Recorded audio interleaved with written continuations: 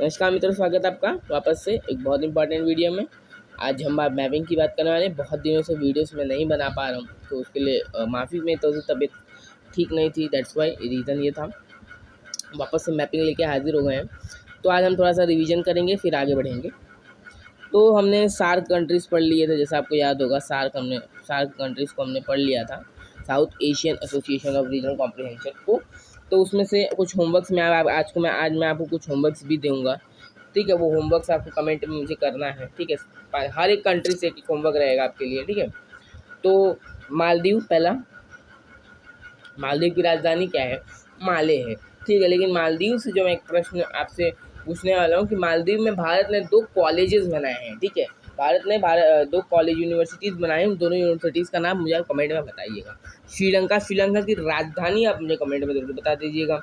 श्रीलंका के बारे में, रिवीजन के बारे में अगर मैं आपको बता दूँ तो श्रीलंका इस समय इकोनॉमिक क्राइसिस वहाँ पे चल रहे हैं। बहुत ही ज़्यादा हालत ख़राब हो चुकी है श्रीलंका की। हमसे भी कर्ज मांग रहा है श्रीलंका, तो वहाँ पे इकोनॉमिक क्राइसिस चल रहे हैं। बाकी पाकिस्तान से जो होमवर्क है, पाकिस्तान और चाइना की एक सड़क जा रही है, उस सड़क का आपको नाम बताना है। अफगानिस्तान की आप मुझे राजधानी ज़रूर बता दीजिएगा कमेंट में, ठीक है। इससे आपका रिवीजन होता जाएगा, क्योंकि बहुत दिन से आपने क्या किया है ना, पढ़ा नहीं है बिल्कुल, ठीक है। नेपाल से हमारा कौन सा विवाद चलता है, आप ये कमेंट में ज़रूर बताइएगा। 3 परियोजना भारत ने भूटान में बनाई है, उन तीनों परियोजना का मुझे नाम बता दीजिएगा। बांग्लादेश के ढाका में एक रिसर्च सेंटर है, उसका भी आप मुझे कमेंट में ज़रूर करके नाम बता दीजिएगा, ठीक है। तो सार्क से क्या क्या होमवर्क एक बार बुक में लिख लीजिएगा। सार्क से क्या क्या होमवर्क एक बार बुक में लिख लीजिएगा, ठीक है। सार्क से क्या क्या होमवर्क है? पहला, आपको मालदीव में कॉलेजेस 2 बनाए भारत ने, वो बताना है। दूसरा, आपको श्रीलंका का क्या बोलते हैं, राजधानी बताना है। दूसरा, पाकिस्तान और चाइना की एक सड़क बन रही है, उसको बताना है। अफगानिस्तान की राजधानी बतानी है। नेपाल और भारत के बीच में विवाद चल रही जगह का नाम बताना है। भूटान में परियोजना का नाम बताना है। और ढाका में, याद कीजिए, मैंने एक चीज़ का रिसर्च सेंटर बताया था, ठीक है, कि वहाँ पे मैंने क्वेश्चन भी पूछा था क्विज में अपने, एक रिसर्च सेंटर, ठीक है। तो अब उस रिसर्च सेंटर का मुझे नाम ज़रूर बताना, ठीक है। बाकी म्यांमार से यहाँ भारत से सट के एक नदी बहती है, उसका नाम आप मुझे कमेंट में बता दीजिएगा, ठीक है। यहाँ की राजधानी क्या है? नेपेता। पुरानी राजधानी रंगून है, ठीक है। बाकी यहाँ पे क्या है? लाओस है, कंबोडिया है, वियतनाम है। इनसे आप इन चारों की आप मुझे क्या करके राजधानी बता दीजिएगा, ठीक है। इंडोनेशिया के 5 आइलैंड्स का मुझे आप नाम बता देना। मलेशिया का आप मुझको राजधानी बता देना, ठीक है। सिंगापुर का आप मुझे बताना है कौन सा स्ट्रेट है जो जिसकी वजह से सिंगापुर इतना अमीर बना, मैंने बताया था आपको, ठीक है। फिलीपींस में कौन सी चीज़ का जो है वो ये उद्योग है, ठीक है, कौन सा क्या बोलते हैं रिसर्च सेंटर है, ठीक है। सब मैंने पढ़ाया हुआ है, ठीक है, आप लोग भूल जाते हो। चाइना से मैं एक प्रश्न पूछूंगा कि चाइना की ऊपरी राज्य का, यहाँ ये वाला जो राज्य है उसका नाम क्या है? अगर आपने वीडियो देखा होगा वो वाला, तो आप बता सकते हैं, ठीक है। मंगोलिया में कौन सा मरुस्थल है, ये आपको बताना। मतलब कौन सा डेजर्ट है वो आपको बताना है, ठीक है। तो 3-4 मिनट का रिवीजन नहीं था, एक प्रकार से मैं आपको क्वेश्चंस दे रहा हूँ। क्या कहते हैं, क्वेश्चंस बोलने के बाद ना क्या रहता है, आप कमेंट में लिखोगे, याद नहीं रहेगा तो आप क्या करोगे, वीडियोस देखोगे या तो आप गूगल करोगे, तो फिर वापस से आपका रिवीजन हो जाएगा, जो बहुत अच्छी बात है। रिवीजन आपको हमेशा करना चाहिए, क्योंकि 10 दिन बाद आप भूल गए होंगे, बहुत सारी चीज़ें भूल गए हैं, मुझे पता, भूल तो गए ही होंगे, ठीक है। तो अब हमने यहाँ ये वाला एरिया जो है पूरा पढ़ लिया है। ये वाला एरिया यहाँ तक पढ़ लिया, ठीक है। ये वाला एरिया मेरे हिसाब से हमने पूरा पढ़ लिया, ठीक है। ये वाला एरिया पढ़ लिया है कि नहीं पढ़ लिया है, ठीक है। अब हमारा जो एरिया बचता है वो ये वाला एरिया है, ठीक है। फिर हम यहाँ वाले एरिया में चले जाएंगे, और एशिया को पूरी तरीके से कंप्लीट कर लेंगे, ठीक है। तो आज हम 3 देशों के बारे में विस्तार पूर्वक पढ़ने वाले हैं। साउथ कोरिया, नॉर्थ कोरिया और जापान के बारे में पढ़ने वाले हैं। तो पहले मैं कोरिया में चला जाता हूँ।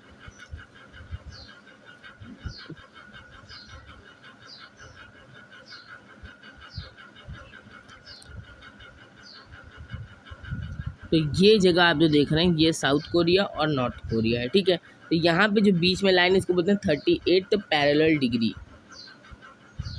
अभी भी इसके बारे में मैं आपको थोड़ा सा बता देता हूँ। कोरिया जो है वो एक पेनिनसुलर कंट्री है। पेनिनसुलर का मतलब होता है 3 ओर से पानी से घिरे रहने वाला देश।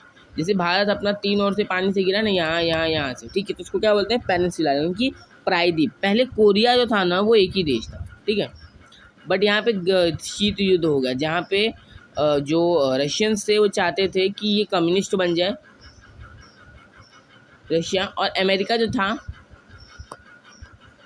वो चाहता था ये कि कंट्री जो कैपिटलिस्ट बन जाए, मतलब पूंजीवादी बन जाए। इसके बारे में मैंने अपने इकोनॉमी के वीडियो में बताया कि कैपिटलिस्ट और कम्युनिज्म में क्या अंतर होता है। तो ये दोनों चाहते थे कि क्या बोलते हैं कोरिया ये बन जाए, तो कोरिया में ये दोनों युद्ध लड़ने लगे, ठीक है। डायरेक्ट युद्ध नहीं लड़ते थे, मैंने आपको बताया है ना कैसे युद्ध लड़ते थे। वियतनाम जब मैं पढ़ा रहा था, ये डायरेक्ट एक दूसरे से युद्ध नहीं लड़ते थे, ये डायरेक्ट उतरते थे यहाँ, ये मतलब जहाँ पे अमेरिका है, जहाँ पे रशिया है, रशिया जिसका दोस्त है, जैसे नॉर्थ कोरिया क्या है, रशिया वाला है, तो ये नॉर्थ कोरिया से लड़ेंगे। साउथ कोरिया क्या है, अमेरिका वाला है, तो रशियन साउथ कोरिया से लड़ेंगे, मतलब डायरेक्ट नहीं लड़ते थे, ठीक है, तो एक दूसरे के दोस्त से लड़ते थे, ठीक है। तो उसी प्रकार से उस समय तो कोरिया एक ही था, आपको पता होगा, लेकिन कम्युनिज्म और कैपिटलिज्म में खूब लड़ाई हुई, यहाँ पर कि रशिया जीत भी गया था। अगर आपको बता दूँ, रशिया कम्युनिज्म जीत गया था। 70 to 80% एरिया में आपको बता रहा हूँ कम्युनिस्ट का हो गया था। कहाँ पे जानते हो आप, 70 to 80% एरिया कम्युनिस्ट का, कोरिया जो है था कम्युनिस्ट का हो चुका था। तो फिर ये इसको अमेरिका यूएन में लेके चला गया, ठीक है, फिर यूएन में लेके गया, तो फिर यूएन ने यहाँ पे भारत को बुलाया, ठीक है, भारत को बुलाया, क्यों बुलाया, क्योंकि सुयज सर से ज्योग्राफी किसी ने पढ़ी थी नहीं, तो सुयज सर को हमको बुलाया गया कि क्या हुआ, तो हम गए थे, बोले क्या करना है, मैंने पूछा, तो बोलते हैं कि अरे साउथ कोरिया नॉर्थ कोरिया को बांटना है, तो हम बोले यहाँ से एक लाइन 38 पैरेलल डिग्री से इसको बांट दिया जाए, ठीक है। तो यहाँ से जो बांट दिया गया उसको बोलते हैं 38 पैरेलल डिग्री, ये याद रखना, ठीक है, बहुत बार एग्जाम्स में प्रश्न ऐसे पूछ लेते हैं। कोरियन वॉर के बारे में मैं आपको बता दूं, तो कोरियन वॉर के बारे में मैंने आपको बताया ना, कोरियन पेनिनसुला में कोरियन वॉर चल रहा था, अंत में इसको विभाजन करवा ही दिया इन लोगों ने। मैं तो हमेशा आपको कहता हूँ ये दो देश जो है ना, बहुत मतलब कोल्ड वॉर शायद वर्ल्ड वॉर से भी ज़्यादा लोगों की जान लेने वाला देश था। ऐसा आप बोलते हैं कि हिस्टोरियंस के शांत वॉर था, मतलब शांत उनके लिए होगा जो बोलते हैं ना कि अमेरिका और रशिया के लिए शांत होगा बेसिकली, क्योंकि सबके लिए वॉर इतना शांतिपूर्ण नहीं गया था। हाँ, इस चीज़ से बहुत सारी हमको सीख भी मिलती है कि बेसिकली जो है ना आइडियोलॉजी में जो बहुत बेकार है, मतलब मैं कहता हूँ कि आइडियोलॉजी ना एक आपके ऊपर कभी हावी नहीं होनी चाहिए, ठीक है। मैं आपको कभी एक भी चीज़ बताना चाहता हूँ कि आप किसी भी एक आइडियोलॉजी से बंधे मत रहिएगा, ठीक है, आप हर एक आइडियोलॉजी को थोड़ा थोड़ा लेते चलते रहिएगा, क्योंकि आप एक कैपिटलिस्ट बन जाएंगे तो फिर आप एक कैपिटलिज्म और कैपिटलिज्म बहुत घंघोर हो जाता है तो वो सोशल वेलफेयर के खिलाफ हो जाता है, ठीक है, और जब सोशल वेलफेयर बहुत हो जाता है ना तो वो कम्युनिज्म बन जाता है। कम्युनिज्म का फार जानते हो क्या होता है, टोटलिज्म, यानी तानाशाही हो जाता है, ठीक है, मतलब कोई भी चीज़ एक्सट्रीम लेवल पे, गीता में लिखा है ना अति सर्वस्व ब्रजते, कोई भी चीज़ बहुत ज़्यादा होती है ना तो वो अच्छी नहीं होती है बेसिकली, ठीक है, कोई भी चीज़ लिमिट में होनी चाहिए। और आप भी किसी भी आइडियोलॉजी को मानते हो ना तो बहुत अपर में मत चल जाओ। आप हिंदू धर्म के हो तो आप भी बहुत मतलब मैं कहता हूँ कि हिंदू धर्म को फॉलो करो, बट बहुत एक्सट्रीम मत चले जाओ, रेडिकल मत बन जाओ, ठीक है, radicalism is very bad thing, ठीक है, आपको एक्सट्रीमिज्म नहीं रखना है, अंदर रखना है, एक वाइस मैन बनो, एक अच्छा इंसान बनो, समझदार इंसान बनो, हर एक आइडियोलॉजी को लेते चलते रहो, ठीक है, हर एक कोई भी आइडियोलॉजी, नॉन वायलेंस ठीक है, बट बहुत ज़्यादा ही नॉन वायलेंस, मतलब मैं नॉन वायलेंस बहुत अच्छा, बट हर एक चीज़ जो है ना एक लिमिट में रखी जाती है, हर एक चीज़ का एक लिमिट होता है, हर एक चीज़ की लिमिट को आप क्रॉस नहीं कर सकते हो, ठीक है, कोई भी चीज़ हो चाहे कुछ भी हो, सेहत की बात हो कि एक्सरसाइज की भी बात हो, एक्सरसाइज भी बहुत ज़्यादा नहीं कर लेनी चाहिए कि 4 घंटा 5 घंटा। पढ़ाई भी ऐसी चीज़ है, पढ़ाई भी आपको बहुत ज़्यादा नहीं करनी चाहिए, जब तक आपका मन करे कि हाँ अभी तक पढ़ना है तो वहीं तक आपको पढ़ना चाहिए, ठीक है। कोई भी चीज़ दुनिया में आपको मैं बता दूँ कि बहुत ज़्यादा करने से कोई फ़ायदा नहीं होने वाला है, ठीक है, गीता में ये बात नोट करेंगे, अति सर्वत्र ब्रजते, कोई भी चीज़ बहुत ज़्यादा होती है तो अच्छा नहीं होता है।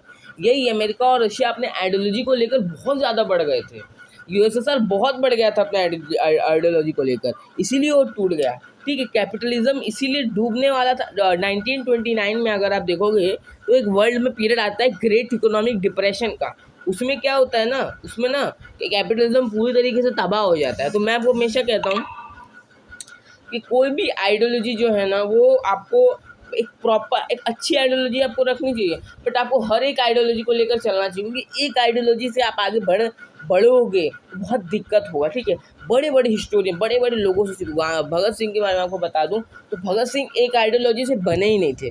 भगत सिंह को पता था कि मुझे कितना परसेंट क्या करना है, मुझे कितने परसेंट किस आइडियोलॉजी से बढ़ना है। गांधी जी भी एक आइडियोलॉजी गांधी जी भी एक आइडियोलॉजी से लेकर नहीं चल रहे थे, वो पढ़े लिखे आदमी थे। इसलिए मैं हमेशा कहता हूँ इतिहास एक ऐसा विषय है ना कि आपको उससे बहुत सारी चीज़ें पता चलेंगी अपने जीवन में उतारने के लिए, ठीक है। तो हमने इस कोरियन वॉर से एक अपने लिए एक सोशल मैसेज जो है उतार लिया। बाकी कोरिया में कुछ बहुत ज़्यादा ऐसा प्रश्न वही 38 पैरेलल डिग्री से पूछने वाले प्रश्न हैं, बाकी और कोई इतना प्रोमिनेंट क्वेश्चन नहीं बनता है, ठीक है। ये येलो सी है, ये ईस्ट चाइना सी है, ये सब आपको याद रखना है। गूगल मैप्स आज में ये बाकी दोनों की राजधानी आप याद रखते हो। साउथ कोरिया की राजधानी सियाउल है और प्यानगोंग यानी कि जो प्यानगोंग है जो यहाँ की राजधानी है, ये राजधानी है नॉर्थ कोरिया की। अब इन दोनों के देशों के बारे में कुछ अगर आपको विशेषताएं बता दूं तो ये जो कंट्री है ना ये पूरी तरीके से अमेरिका की तरफ बंधा हुआ कंट्री है। यहाँ की एक सबसे बड़ी कंपनी जिसका नाम आपने सुना होगा, उसका नाम है सैमसंग, ठीक है। आपने उस कंपनी का मेरे ख्याल से नाम सुना होगा, सैमसंग कंपनी का, ठीक है, सुना ही होगा मतलब।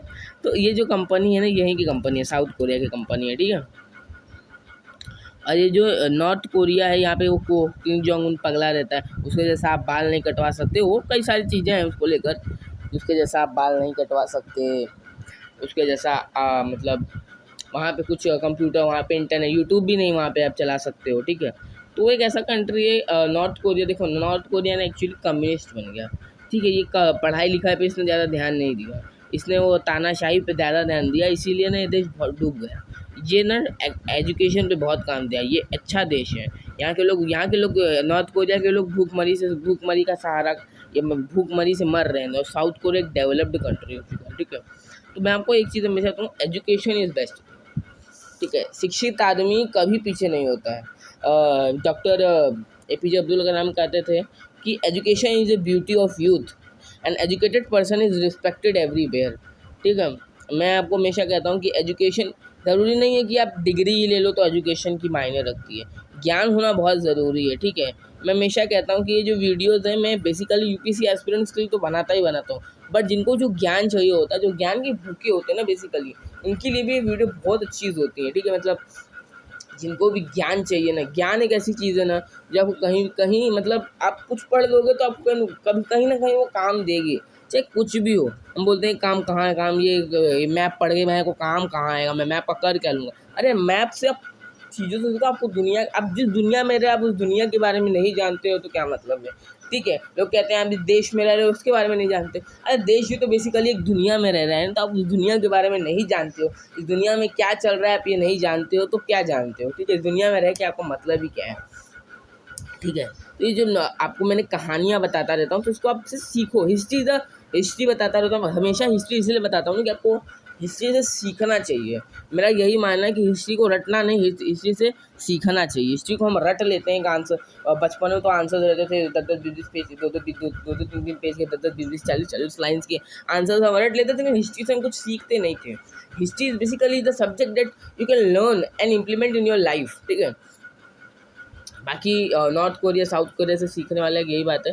एजुकेशन पे आपको मैं देता हूँ हमेशा ध्यान दो, जैसे साउथ कोरिया ने क्या एक डेवलप्ड कंट्री बना, ये एजुकेशन पे ध्यान इतना नहीं दिया और ये फेल कंट्री बनते हुए हमको दिख रहा है। अभी परमाणु बम हमेशा जेब में लेके घूमता रहता है, मतलब एक्चुअली बात क्या थी ना, देखो ये चाइना का एक अच्छा मित्र है, ये तो हमेशा अपना बॉर्डर क्लोज करके रखता है, ये एक क्लोज्ड इकोनॉमी है बेसिकली। क्लोज्ड इकोनॉमी आप समझ रहे, क्लोज्ड इकोनॉमी मतलब बंद अर्थव्यवस्था, ट्रेड नहीं करता भी थोड़ा बहुत चाइना के साथ ही ट्रेड करता है बेसिकली, ठीक है। तो यहाँ पे भूखमरी तो जायज़ सी होनी है। तो प्रॉब्लम क्या है मैं आपको बताता हूँ, जैसे ये वाला मैप का है, देखिए हाँ।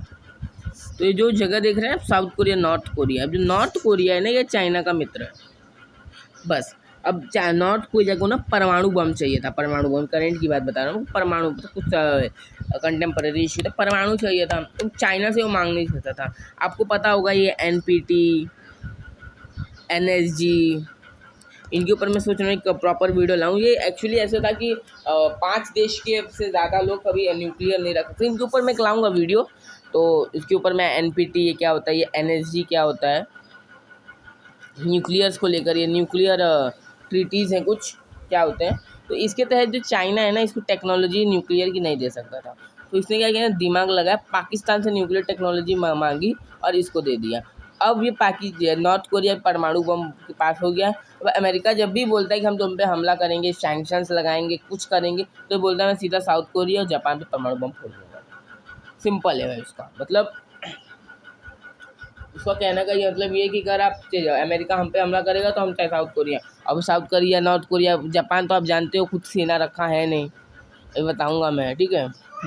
तो अब वो डर गया है बेचारा, मतलब बूढ़े लोग कहते हैं भैया महाराज इसको मारो मत, और ना ही हमारी हालत खराब कर देगा, हमारी खटिया खड़ा कर देगा, ठीक है। बेसिकली बात तो ये है। तो हो गया साउथ कोरिया, नॉर्थ कोरिया हमने पढ़ लिया। अब हम एक ऐसी कंट्री के ऊपर जाते हैं जो इस समय तो हर बच्चे की फेवरेट कंट्री, मतलब हर बच्चा कहता है कि भैया मुझे एक बार इस देश में जाना है, वो है जापान, ठीक है। अभी कुछ सालों पहले 50-60-70 साल पहले कोई बच्चा शायद ही कहता हो कि मुझे जापान जाना है, क्योंकि ये बहुत ही क्रूअल कंट्री था, बहुत ही तानाशाह। मतलब मैं आपको बताता हूँ, आप देखिए मैंने पिछले वीडियो में आपको बताया था ना, मंचूरिया तक इसने हमला किया था। इसका क्षेत्रफल कितना था आप देखिए, मैं बना रहा हूँ ना, इस क्षेत्रफल जापान का था, पुराने इम्पीरियल जापान का। इतना विवाद लेके चला था ना ओलंपिक में, इम्पीरियल जापान को उन्होंने झंडा दिखा दिया था, ठीक है। तो ये जापान सोचिए कितना क्रूअल कंट्री था इस टाइम पे। इसके पास अगर मैं आपको बता रहा हूँ परमाणु बम होता, इसके पास अगर परमाणु बम होता तो आज अमेरिका जैसा देश नहीं होता। वो अमेरिका, इसने 2 गिरा, वो अमेरिका पे 20 बम गिरा देता भाई, वो इतना खतरनाक था ये जापान। लेकिन इसके पास गली में देखिए, अच्छा है इसके पास परमाणु बम नहीं था भाई, वरना उस समय क्या होता पूरी दुनिया का तो हम ही जानते हैं, लोग ही जानते हैं कि उस समय पूरी दुनिया का क्या होता। बेसिकली गलती यहाँ पे भी जापान की थी, मैं आपको बताता हूँ, गलती यहाँ पे भी जापान की थी। देखिए ये जापान है, ये USA है, ये आपको इतने दूर दूर दिख रहे हैं लेकिन ये दूर है नहीं। देखिए एक धरती है, धरती गोल है, ठीक है, आपको पता है, लेकिन ये फ्लैट मैप है। तो आप इन दोनों को ऐसे करिए, जो इसे गोल कर दीजिएगा। जब आप इन दोनों को गोल करेंगे ना, तो आपको क्या पता चलेगा कि जो जापान है ना, ये जो देखिए आप यहाँ एक चीज़ मैं आपको मस्त चीज़ बताता हूँ, ये देख रहे हैं आप, ये वाला एरिया, जो कुछ टूटा टूटा लग रहा है, ये एरिया यहाँ से ये दिख रहे हैं, ये वाला रशिया का जो कलर आप देख रहे हैं ना, ये कलर यहाँ पे भी आपको दिख रहा है। तो इससे आपको एक चीज़ पता चलता है कि ये दोनों जगह जो है, ये दोनों एरिया जो हैं वो ज़्यादा दूर नहीं है, वो मैप फ्लैट हो चुका है, इसीलिए हम दोनों को दूर दिख रहा है। आप बस मैप को ऐसे कर दीजिएगा, गोल कर दीजिएगा, तब आपको पता चलेगा कि ये दोनों एरिया दूर नहीं है, दोनों एरिया पास में ही है, ठीक है। क्योंकि पैसिफिक ओशन यहाँ पे, पैसिफिक ओशन यहाँ पे, पैसिफिक ओशन लोग बोलते हैं 2-2 जगह, 2-2 जगह नहीं है भाई, इसको आप गोल कर दीजिएगा ना, ये तो फ्लैट मैप है ना, मैप दुनिया तो गोल है, मैप तो फ्लैट है। आप इन दोनों को गोल करेंगे तो आपको क्या पता चलेगा, जापान और यूनाइटेड स्टेट्स है वो पास में है, ठीक है। समझ में आ रहा है कंसेप्ट?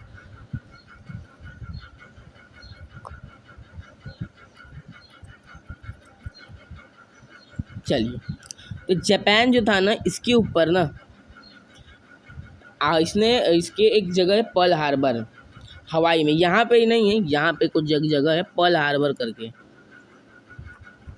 वहाँ पे उसका एक सैन्य अड्डा है। वहाँ पे जापान ने वर्ल्ड वॉर द्वितीय विश्व युद्ध के समय में हमला कर दिया, वहाँ पे बमबारी की, इसके कई सारे सैनिक मारे गए, ठीक है। तब इसको गुस्सा है, इसने वर्ल्ड वॉर 2 में एंट्री मारी, और इसी ने बोला कि अब शुरुआत भले किसने की हो, लेकिन अब ख़त्म तो मैं ही करूँगा। इसने उस समय परमाणु बम बनाया। रॉबर्ट ओपेनहाइमर का आपने नाम सुना होगा, उसकी मदद से, वो एक बहुत अच्छा साइंटिस्ट था, उसी ने परमाणु बम की खोज की थी, ठीक है। अब प्रश्न आता है कि परमाणु बम की खोज किसने की थी, तो रॉबर्ट ओपेनहाइमर, ये आप नाम रखने का याद रखना, ठीक है। तो उसने परमाणु बम की खोज की। तो पहले उन्होंने परीक्षण सब किया था, तब इन्होंने जापान पे बम गिराया। पहला बम इन्होंने 6 अगस्त को गिराया, जिसका नाम है लिटिल बॉय, ठीक है। 6 अगस्त को इन्होंने बम गिराया, उसका नाम है लिटिल बॉय। फिर 9 अगस्त को इन्होंने हिरोशिमा पे गिराया था। 9 अगस्त को इन्होंने नागासाकी पे गिराया, जिसका नाम है फैट मैन। नाम याद रहेगा, पहले क्या था, लिटिल बॉय, पहले छोटा बच्चा ही रहेगा ना, कोई भी चीज़ रहेगी तो पहले क्या रहेगी, छोटा बच्चा रहेगी, लिटिल बॉय। फिर वो खा पी के बड़ा हो जाएगा तो क्या हो जाएगा, फैट मैन। ठीक है, तो ये दो आपको याद रहेंगे, ये दो जो थे परमाणु बमों के नाम थे जो किसके ऊपर गिराए गए थे, जापान के ऊपर गिराए गए थे। ठीक है, याद रहेगा आपको ये बात।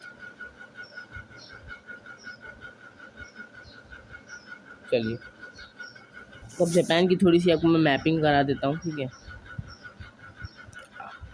ये जो द्वीप आप देख रहे हैं इसको बोलते हैं होन्शु। ठीक है, दो द्वीप जापान की बहुत फेमस है, एक है होन्शु द्वीप और एक है होकाइडो।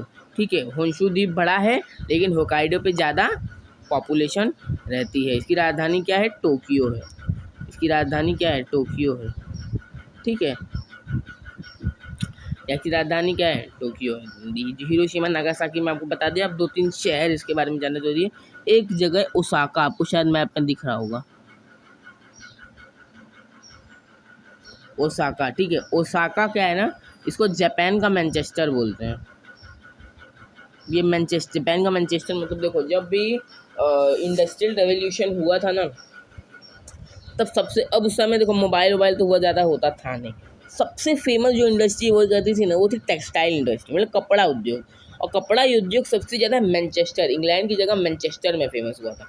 इसलिए जो भी जगह टेक्सटाइल इंडस्ट्री के लिए बहुत फेमस होती है ना, उसको वहाँ का मैनचेस्टर बोलते हैं। ठीक है, तो जो ओसाका है ना, उसको जापान का मैनचेस्टर बोलते हैं। एशिया का प्रश्न पूछता है कि एशिया का मैनचेस्टर किसको बोलते हैं, तो वो उसका आंसर है शंघाई।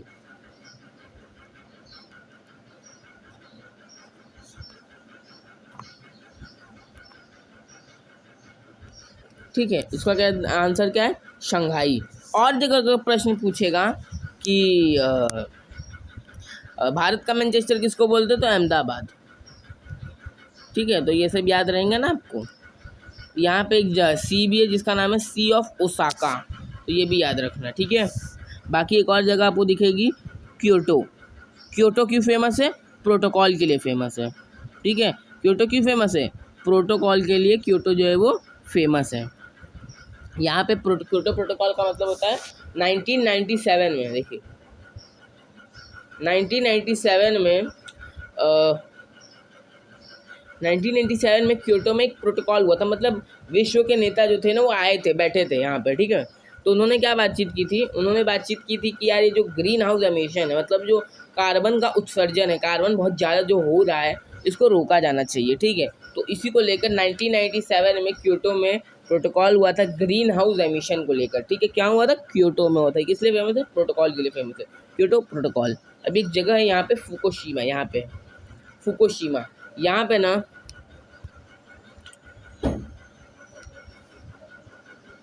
फुकुशिमा, ये किस लिए फेमस है जानते हो, देखो 1945 में ना चाइना की जापान के ऊपर तो 2 न्यूक्लियर बम गिर गए थे। उसके साथ साथ जापान के साथ ना एक न्यूक्लियर हादसा भी हुआ था। मतलब न्यूक्लियर जो बिजली पावर प्लांट होता है ना, वो भी जापान के बाद जापान के यहाँ फट चुका है 2011 में, फुकुशिमा में। ठीक है, तो फुकुशिमा में क्या हुआ था, न्यूक्लियर प्लांट से आपको पता है न्यूक्लियर यूरेनियम से U-295 इसका एटॉमिक नंबर है, U-295। यहाँ पे क्या हुआ था, जो था वो यूरेनियम से बिजली बनाई जा रही थी। ठीक है, तो वहाँ पे पहले तो लहरें चलने लगी, भूकंप आ गया, तो उससे ना बहुत ज़्यादा त्रासदी हो गई। फुकुशिमा, आप कभी आज गूगल पे आप ना फुकुशिमा न्यूक्लियर पावर प्लांट कुछ करके सर्च मार लेना, हादसा जो हुआ था, तो आप उस हादसे को, एक्सीडेंट को सर्च मार लेना, आपको मिल जाएंगी उसकी कुछ तस्वीरें। तो वो जो बहुत खतरनाक हादसा था, वीडियोस भी आपको यूट्यूब पर मिल जाएंगे बहुत सारे। पूरा शहर फुकुशिमा पानी से भर चुका था, न्यूक्लियर पावर प्लांट है वहाँ पे। अभी भी बात क्या चल रही थी कि वहाँ का जो पानी है, देखिए जो समुद्र से पानी आया था ना, उसमें न्यूक्लियर रिएक्टेंट्स आ गए, क्योंकि बिजली थी। मैं आपको हमेशा बताता हूँ, ये जो न्यूक्लियर रिएक्टेंट्स है ना, ये जो न्यूक्लियर यूरेनियम है ना, ये जब तक आपके कंट्रोल में, तब तक तो बहुत अच्छे हैं। ये बिजली जो है ना, इतनी सी यूरेनियम, मैंने आपको बताया भी था करंट अफेयर्स में, अगर आपको याद हो तो, यूरेनियम बहुत पोल्यूशन करता है, ये भी मैंने आपको बताया था।